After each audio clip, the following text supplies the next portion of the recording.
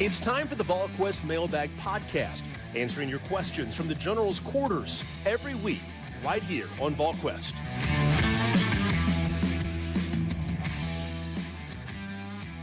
Good Thursday, everyone. Welcome to the Volquest.com Mailbag Podcast, presented by our friends at Smoky Mountain Organics. Glad to have you along with us on this podcast. Remember, Smoky Mountain Organics, 4 locations to serve you in East Tennessee, including 3 in Sevier County, the one in Knoxville on Kingston Pike, just down from the mall there, right across the street from Trader Joe's. That is Smoky Mountain Organics. You can check them out online at SmokyMountainOrganics.com. East Tennessee's most trusted health and wellness store, focusing on natural products and organic remedies. With Austin Price and Rob Lewis, I'm Brent Hubbs. Glad to have you along with us. Plenty of questions to get to. I'm going to go start one. I'll get to all the mailbag questions, but I'm going to ask Rob Lewis. I want to ask you this question because it was brought to me on Wednesday, and I thought it was an interesting take. Do you feel better about the Tennessee basketball team in close games, tournament-style games, given the fact that it can be any multiple of guys who can lead the way for this basketball team? Or are you bothered by the fact that there's not a clear-cut go-to guy night in and night out for this basketball team? I realize Kennedy Chandler is going to make a play at the end of the game, but it's kind of been whoever's got the hot hand seemingly that day, it feels like, for this team. Is it better to have that, or is it better to have 1 or 2 bell cows night in and night out? I mean, I think it's probably better to have Steph Curry, but if you don't have that, then I mean, I'm fine with where Tennessee is. Totally fine. It's not like they have any like, I don't think Santi is afraid of it. I don't think Josiah's afraid of it. I don't think Kennedy's afraid of it. I don't think Sakai's afraid of it for sure. So it's not. I mean, they're not playing hot potato. They maybe don't have, an All-American 25-point-a-game scorer, but I think they got 4 guys who aren't afraid to take that shot and whose teammates have confidence in them in those situations.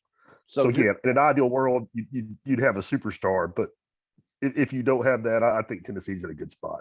So it's not a bad thing that it can be a different flavor that particular night. Now, to me, it's not. I mean, opinions may vary, but I don't think it is. And I also think it's kind of unique for Tennessee that, I don't know that, a lot of college teams have 4 guys that they would feel comfortable pulling the trigger, in a 1-point game with 5 seconds left. And then the ultimate Swiss Army knife in Tennessee's version of Bill Winnington in Euros Blavsic. Well, that's the interesting thing about. Euros is not the go-to guy, but he played well. I'm joking. I know, but he played well in Athens. Again, they brother-in-law though. They brother-in-law. We've been talking about that. Yeah, and they certainly did. It's really interesting to kind of see where this team is, and the fact that everybody's comfortable with, brother-in-law and or picking up the slack for somebody else or whatever the case may be on that particular given night. Obviously, Tuesday night in Athens, Georgia, it was Josiah Jordan James carrying the slack for Tennessee offensively and taking them to the finish line there. And give Fulkerson credit, Rob Lewis. That's a couple of big buckets late, big assists late, made a couple of really nice plays on the offensive end. It's what you want your veterans to do when you got a game where everybody's not playing great. And I don't pretend to know all what the play call is all the time or this, that, and the other X's and O's. But I thought Rick was pretty good in the last 3 or 4 minutes last night, getting Fulkerson, the ball in those sets and coming out of that timeout where you just mentioned, Fulke hit Kennedy with a back door.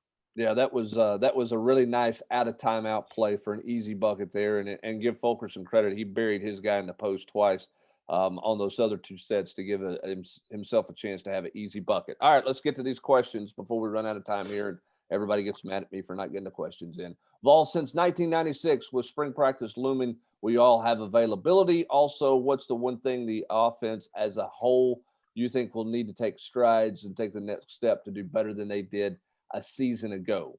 Availability, AP, I think we're going to have quite a bit of availability. I don't know how much viewing time we're going to get, but in terms of availability of talking to coaches and players, I think there's going to be plenty of that. What do you think this offense stepwise has to take?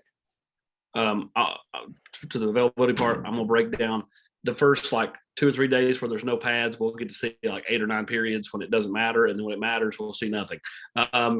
As for, what this offense needs to do, I think they need to find, the the ability to protect. You know, I mean, you go back to the bowl game. I thought they weren't good enough in that area. You know, I think they'll be fine running the football. I think they'll be fine, you know, at receiver, even if they don't have the same set of guys. Maybe there's a little bit of a hit early on until they kind of figure out what they're doing. I think the biggest thing is just protecting Hendon Hooker. Rob, is it protecting Hendon Hooker? Or is it short yardage rushing?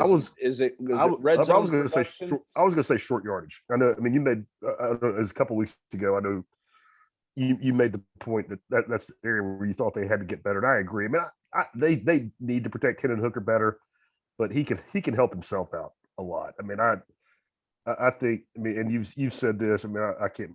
You had a great quote about it being able something inside the 5-yard line, be able to run the football. I don't remember exactly what it was, but I don't feel like Tennessee was that last year at all, especially not against good teams. So we'll see where this offense can grow. As I agree. I mean, I think they do have to protect better so they can do more of their things, and I do think they have to finish better, particularly in the short yardage spot. All right, on to the next one we go. Does it sort of feel like this is a classic UT quarterback recruiting process where Tennessee swings big for Nico but end up with a great quarterback in Rashada instead? I don't know what it feels like. It feels like Tennessee's taking a swing at a couple of top 100 ranked quarterbacks, and, you know, we'll see, you know, what happens. Ultimately, even if they don't land either one of them, you know, I think you can still find quality people out there in the transfer portal, you know, 9 months from now. Does the transfer portal, and Rob, you can jump in here as well. I mean, does it really take that much pressure, you think, off of recruiting that elite high school quarterback, because there's so few of those elite guys? I mean, there's always, 4 or 5 a year that the same 10 schools are swinging for? I think what it does is it allows you to swing big, and then if you don't hit, then the pressure's off and not having to reach on a high school guy. Like, instead, you don't have to reach on a mid-level quarterback. Like, you can swing for the fences. If you connect, that's great. If not, hey, we'll go to the portal and we'll get a quality player. There are plenty out there. Which makes recruiting harder for the mid-level guy. Yep. In terms of some of his options out there. Rob, is UGA just a tough place to win in basketball this year? Not just the Vols have struggled there. It seems like a lot of teams, including Auburn. I think this goes back to what you said Monday. It's not just Georgia. It's the road. It's the road life of college basketball. It's hard to win anywhere on the road, it feels like. Yeah, I agree. And also, I mean, I think Georgia is one of those places. I mean, if you saw those crowd shots last night, it's one of those where you've got to bring your own juice. You know, I mean, even if you're playing in a hostile environment, that at least gets your adrenaline pumping. You know what I mean? It may be tough to play, but the energy is in the building. At a place like Georgia last night, or Missouri, you know, a couple weeks ago, it's a mausoleum. I mean, it's like playing in an empty middle school gym. Do you think, and those two schools are the exception because of where they are right now, but do you think college basketball in general, do you think the road venues have been harder for visiting teams because of last year? They were all non-juice places because of COVID crowds. I mean, is this just literally everybody's trying to adjust to the fact that after a year where there was no hostile environment to play in, you can walk into some hornet's nest now? Has that made Arkansas better at home, Tennessee better at home, and harder to win on the road for teams, is what I'm asking? You know, Hubbard, I hadn't thought about that. That's an interesting question. But I mean, and I don't have the numbers in front of me, but man, it has been tough to win on the road this year. And not just for Tennessee. I mean, probably the best road win out of the top 4 teams in the SEC is maybe Kentucky at Alabama. I mean, Kentucky went to LSU and lost. Tennessee went to LSU and lost. You know, like I mentioned, I mean, Arkansas hasn't had to go to Auburn, Tennessee, or Kentucky. Kentucky's had to go to all 3. They lost in all 3 places. Plus at LSU, I mean, that's their 4. I don't know that there is a great league road win. I mean, nobody's gone into Arkansas and gotten it. I mean, they got all 3 of the top, you know, the top 4 teams beside themselves. Tennessee's gotten everybody. We'll see if they get Arkansas this weekend. Kentucky at Bama might be the best road win. I don't know if I can't remember if Auburn played there or not. Well, and Auburn played at Alabama, obviously, and won there because they swept them when Bruce brought out the brooms and that deal there. There's just not a ton of great road wins across the country in general. Just a crazy year in that way. Austin, wide receiver coach in place by Friday. Is that still the plan? DJ and Dixon still the leaders in the clubhouse there. What's the latest on the wide receiver search for Josh Heupel? Whoa, that's bad. I need to edit that one out. For Josh Heupel, is the timeline still the end of the week? Yeah, I think so. I would be shocked if someone's not in place for junior day on Saturday. So I mean, I think you're announcing somebody on Thursday or Friday. I put out there on Wednesday morning that I felt like DJ was likely staying at Florida State. Not sure that was going to get done, on either side. And so it felt like, Kerry Dixon at Georgia Tech and then Kelsey Pope, the in-house candidate, who was the, wide receivers QC a year ago, were the most two likely options. Pope makes sense because, Hype interviewed him at UCF. He brought him with him, kind of like Matt Merritt, who he had hired at UCF. And then when he came up here, didn't hire him up here, but he brought him as a QC. Merritt's down at Georgia Southern. Pope's sitting here, and if none of the other candidates have wowed you, you've got a guy in the building that knows the terminology. You can just, you don't have to teach him anything. You just got to hit the ground running. Question is, how will he recruit? He's been at Gardner Webb, Tennessee Tech. Like it's a different recruiting at this level is different, than it is recruiting, at that level. Yeah, and I think there's a learning curve there, but that doesn't mean someone can't be really good at it. There've been plenty of coaches that have come up through the ranks and, went from, nowhere to being pretty good somewhere really quick. Yeah, but that's the case. And again, where's your priority? Comfort level in terms of terminology and what a guy can do from a development standpoint, and you feel like he's got the personality to make that jump in the recruiting front, or is it go more proven recruiter and hire a guy and teach him your offense and teach him your way of doing things? And those are what Josh Heupel's trying to determine and figure out in this process here over the next day or so as he tries to get that coaching search done. Any chance on a 50-cent gift this weekend? Sure there is. There's always a chance. Always a chance for a 50-cent gift as the Volunteers hosting a handful of prospects, big name prospects coming up on Saturday for. I mean, I do. You go to the big name. I gave it no chance on a big name. Now, could they land a commit this weekend? Sure. And if I was, looking at anybody, Nathan Spillman makes the most sense just because Tennessee's been trending there for a while. But he has no timetable. Outside of him.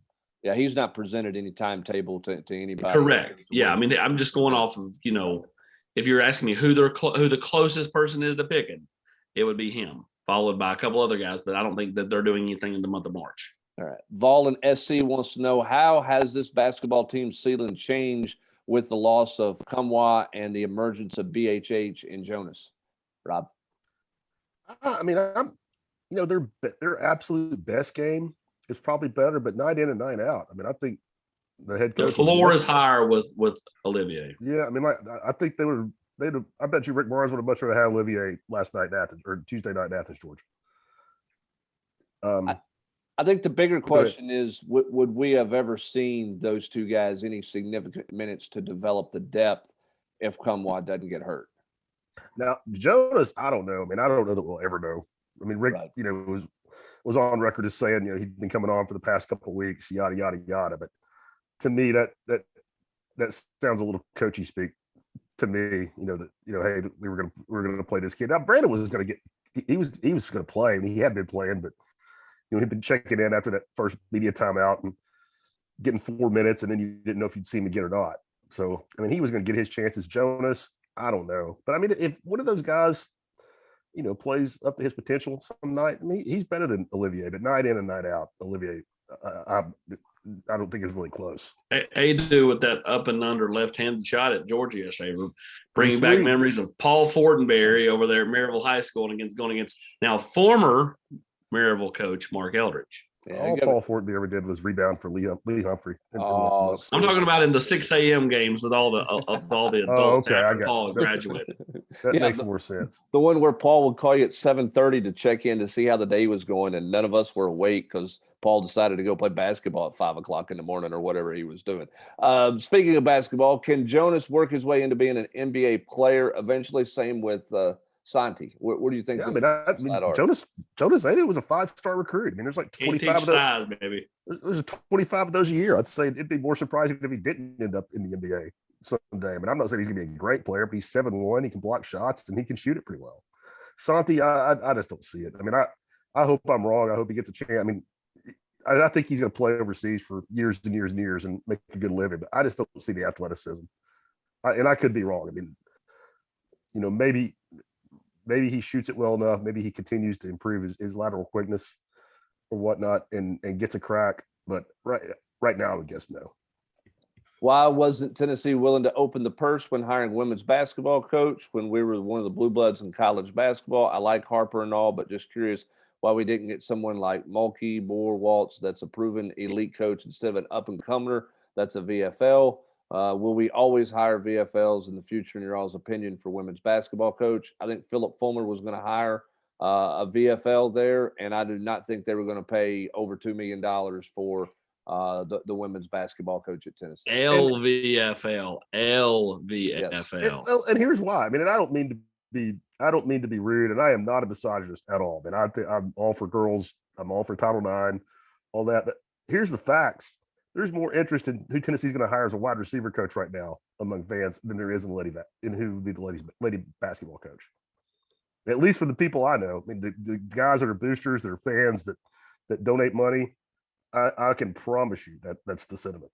Well, and I'll say this: I mean, Kelly Harper is a more proven coach than some people want to give her credit. I mean, she's done it at a variety of different places as a head coach, and she had them in the top 5 this year before all the injuries. Now we'll see if she can sustain long term, but I think she's done a really nice job there. But I just think the comfort level with the previous administration was that they were going to hire.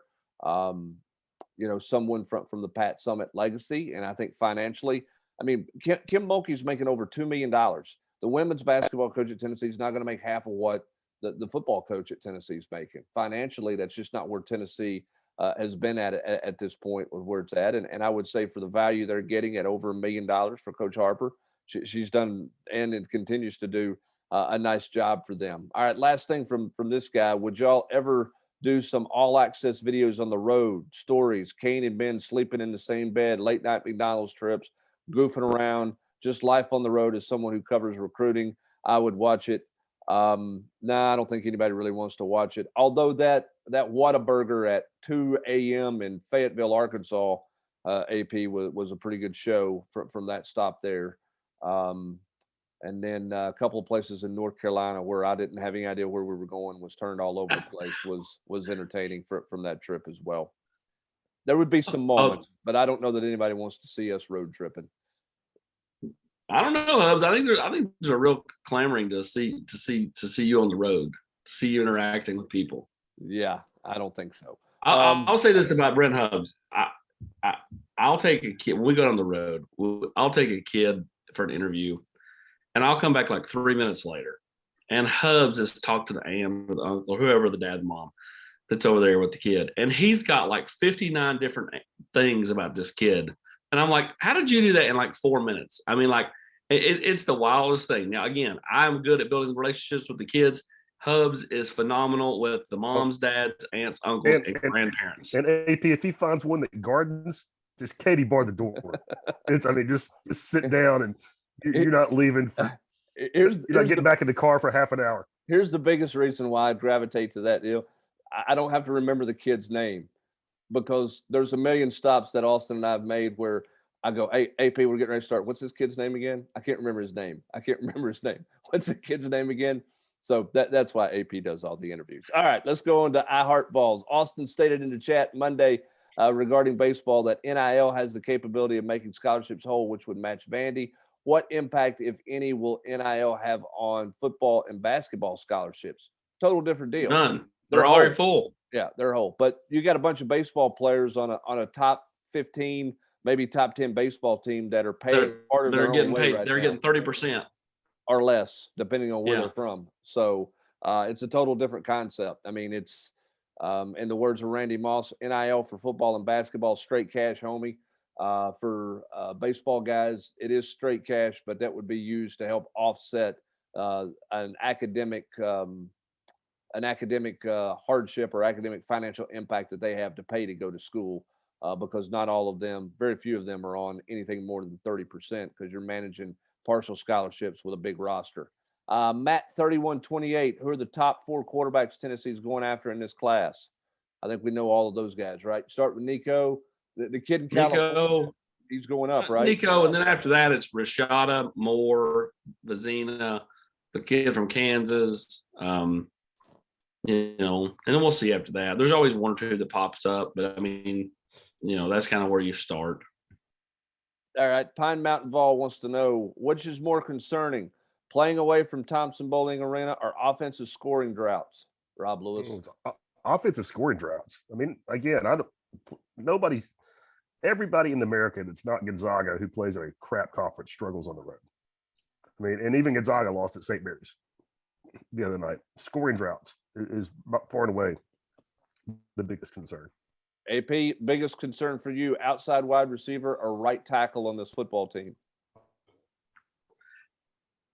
I mean, just tackle in general.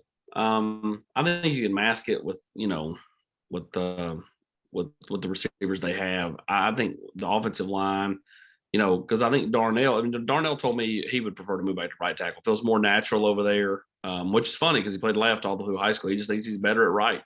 So if they could get, Steen, Steen will play left, and that'll be interesting to see where they go, whether if they land him or if they continue to swing at a post-spring tackle. Well, I mean, Steen would come in and play quickly. That's why he's a priority and is important. And obviously Tennessee's had him on campus this week. Austin, I think they need a body in general. I don't mean a guy who can't play a lick, but they just don't have enough depth there. I mean, they're an injury away from, playing a guard who has no business playing at tackle out at tackle. They need another body there just to have another body there. Because I don't know that Addison Nichols is ready to play as a freshman physically. I don't know how many of those guys you could survive with there. So if you can get a guy who can play and provide you some depth, I'm not big on taking a transfer guy who doesn't play, but I'm sitting here looking at them at offensive tackle, and they don't have 4 offensive tackles right now. Well, and I think Mincy only knows left. I'm not sure he's going to be very functional at right. So that's something he'll have to learn if they're going to play him at right, So that's why, this spring, I think you're going to see Darnell Wright when he works. He's going to work at some right. And maybe not when we're out there. I'm telling you, he's probably going to work at some right and then just kind of let the other guys do their thing. They know what they have in Darnell. He'll get some work in, but this spring really is about figuring out what can RJ Perry do, what can Mincy do, what can Dane Davis do, figuring out who their other tackle is. Huge question mark for this offense this spring for sure. JP Elvalls wants to know, what does the running back board look like? Really impressed with Tennessee's scheduled visit list there. Who are the takes? Where does Tennessee stand with the ones they really like? How many do you think Tennessee wants to take in this class? Well, I mean, you look at Deshaun Bishop at Carnes. We'll start in-state. Tennessee likes Tony Rojas a lot out of up near DC. There's Roderick Robinson out of California. There's Caleb Jackson out of Liberty Christian down in Louisiana. Trayon Webb will be here this weekend out of Jacksonville, Florida.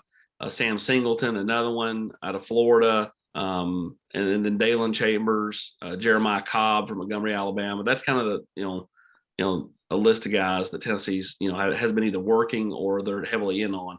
But obviously Deshaun Bishop's one. Tony Rojas at linebacker or running back, they would take that kid. They just think he's that good. So, and then obviously Trayon Webb will be here this weekend, who's another guy that Tennessee likes a lot. But again, that one will be hard, pulling a kid out of Florida. He's got several other big-time offers, and most of these guys do. Probably a couple running backs in this class, roughly? Yeah, I would think 2. Yeah. I would think 2, unless you take one after spring. I think this spring lets you kind of feel for what you need. If you feel like you need some after spring, in the transfer then you go there. Yeah, I mean, I don't think it's ever black and white. Sure. I don't think it's ever black and white. No, because it's always flexing around. It does feel like that Deshaun Bishop in state, and then there's a real drop off at that position in state this year, correct? Oh yeah. There's not another running back in state that has emerged at this point. Update on Jaden Rashada. Would love to have him in this offense as a quarterback. What do you know about him? Why do you think schools are starting to like him, AP? Well, I don't think he was down at the Rivals camp last week.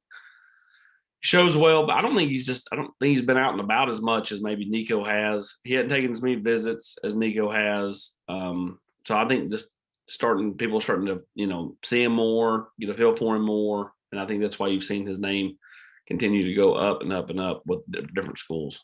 And Rob, as we wrap the mailbag podcast up, I'll ask you another question here. Tennessee is taking on Arkansas, trying to finish out the regular season at home with an unbeaten record. You have any worries about this team from a health standpoint? I know some guys are banged up. How much is that affecting them from a prep standpoint? How much are they having to manage some guys? And how big a concern is this team with some sore knees and some sore bodies out there when you look at this roster and you look at where they're at to close out the season? Hang on a second. I think we're muted there. There we go. That was me. Sorry. I was pretty concerned Monday but then Josiah James is one of the guys that didn't practice on Monday, and he goes out and has a career high 23 points Tuesday night. The last 3 days, going back to last Thursday, Friday, and then on Monday, Zakai, Josiah, and Fulkerson have all been really limited. They've stretched, they've gone through warm-ups, and when it gets 5-on-5 and there's contact, those three guys haven't done anything. So I would say based off, Tuesday, I wouldn't be real concerned. They may still manage those guys a little bit. They're off. They were off on Wednesday. Thursday will be a pretty hard practice. We won't see it. But just based on how those guys have looked, I don't have a lot of concern about their health. And as coach will tell you, this time of year, every team, has 2, 3, or 4 guys that they're probably managing. But the double bye is not going to hurt this team for sure. When you talk about getting your legs back about you for the SEC tournament, up first it is Arkansas on Saturday. We'll have full coverage of that. We'll have full coverage of Junior Day coming up on Saturday. Coverage of Tennessee baseball. They're at Minute Maid Park in Houston. Texas on Friday night. They've got Baylor and Oklahoma on the weekend out there as well. Tons of things coming up at Volquest.com. You want to keep it where you have it, and all the latest. We'll continue to work on the wide receivers coaching search as well. That's all at Volquest.com. That's going to do it for this edition of the Mailbag Podcast presented by Smoky Mountain Organics. For Rob Lewis and Austin Price, I'm Brent Hubbs. Thanks for joining us. Have a great rest of your Thursday, everybody. You've been listening to the Volquest Mailbag Podcast every week right here on Volquest.